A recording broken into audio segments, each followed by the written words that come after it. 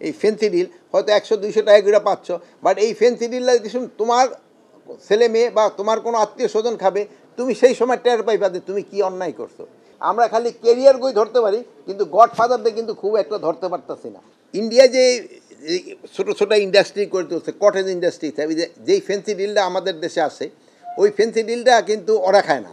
এটা শুধু আমাদের দেশে পাচার করার জন্যই কিন্তু এই ফেন্সিডিলটা ওরা তৈরি করে থাকে। এটা ওরা বললে, আমরা যে সময় বলি সেই সময় ওরা অস্বীকার করে যে না। এক সময় দেখছেন আমাদের দেশেও কিন্তু ফেন্সিডিলটা বাচ্চাদের এই পেটে ব্যথা ট্যাথা হলে কিন্তু কাশি খাওয়াতো, কিন্তু পরে দেখা গেল যে না, ওই যে একটা এই সাপের মতো এরকম একটা থাকতো ছবি, এটা ওই ইন্ডিয়া করতেছে। যে ভাই যেটা বলছে এটা সত্যি কথা।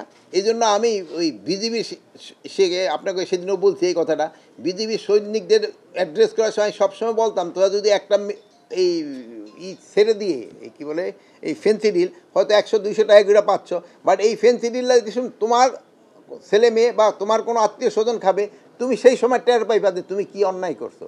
এটা আমাদের কিন্তু সমাজের সব শ্রেণীর লোকেরই বুঝতে হবে। এটা শুধু আইন শৃঙ্খলার বাহিনী না, যেটা শুধু আইন শৃঙ্খলা বাহিনীর থেকে হয়তো কিছু কিছু, বাট অন্যরা যারা ক্যারি করতেছে আর যারা আছে কি জানি বলে গডফাদার, তারা কিন্তু আবার ওই হোটেল ইন্টারকনে বয়ে রয়েছে। এটা আবার আমগোর সাথে চা চা খেয়ে থেকে থাকে, এরা আবার দেখুন আমগোর সাথে ঘোরাফেরা করে। আমি এই জন্য বলছি যে ক্ষেত্রে আপনাকেও কিন্তু প্রপার অ্যাকশন নিতে হবে। আমরা খালি কেরিয়ার বই ধরতে পারি, কিন্তু গডফাদারদের কিন্তু খুব একটা ধরতে পারতেছি না।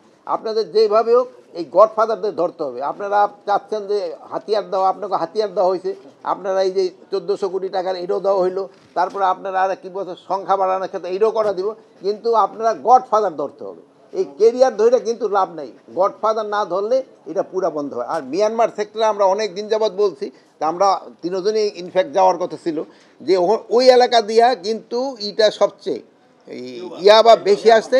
এবং একটা মানে অন্য দেশের একটা যেই বাহিনী হয়, তারা কিন্তু পুরা নির্ভর করতেছে এইটার উপরেই। এটার থেকে তারা আয় করে, তারা একটা তাদের ঘর সংসার এমন সব চালাচ্ছে। এখন এই জন্য এটা কীভাবে বন্ধ করা যায় আমরা চেষ্টা করে যাচ্ছি। কিন্তু হ্যাঁ, আমরা যে বলবো যে আমরা খুব সফল হচ্ছি তা না। আপনারা অনেক সময় নামও জানেন যে বদি সাপ, হ্যাঁ বদি, এরকম ধরনের অনেক বদি হয়ে গেছে। এখন অনেক বদি হয়ে গেছে। এখন এইগুলিরে কিভাবে ধরা যায়, এগুলি আপনাদের সাহায্য সহযোগিতা লাগবে। আপনারা এই মাদকের উপরে ভালো ভালো ফিচার করেন, যদি ওইরকম করেন এবং কিছু নাম ঠাম দিতে পারেন, যেহেতু আপনাকে তো একটা ইন্টেলিজেন্স আমগো থেকে আরও বেশি কাজে করে। এই